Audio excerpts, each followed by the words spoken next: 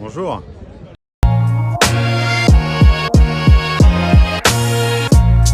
On est ravis d'être là pour l'inauguration d'Estillac, le magasin de notre adhérent Sarmejean, qui a maintenant 17 magasins sur le sud-ouest. Et donc Sarmejean, on est multi-enseigne chez Tout Faire. On a les trois quarts de nos adhérents, même plus, qui portent l'enseigne Tout Faire. Et puis on a aussi cette richesse, un quart d'adhérents qui ont préféré garder leur propre identité.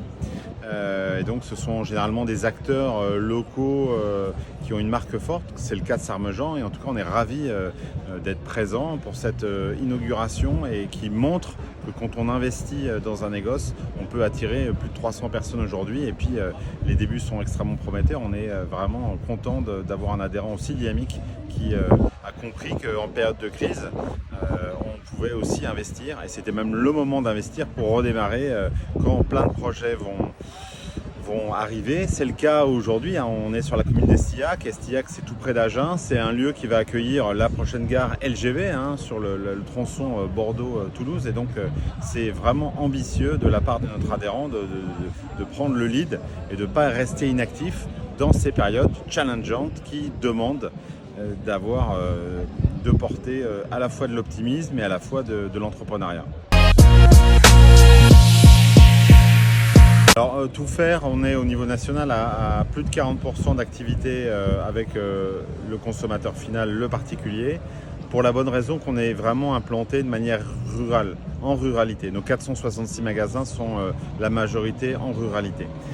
Et là on se retrouve effectivement sur des zones qui sont plus urbaines, et donc la part de particuliers diminue au fur et à mesure qu'on s'approche de grandes agglomérations, parce qu'on a d'autres types de concurrence, comme la GSB notamment, qui nous empêche d'avoir un plan de vente vraiment qui leur est dédié.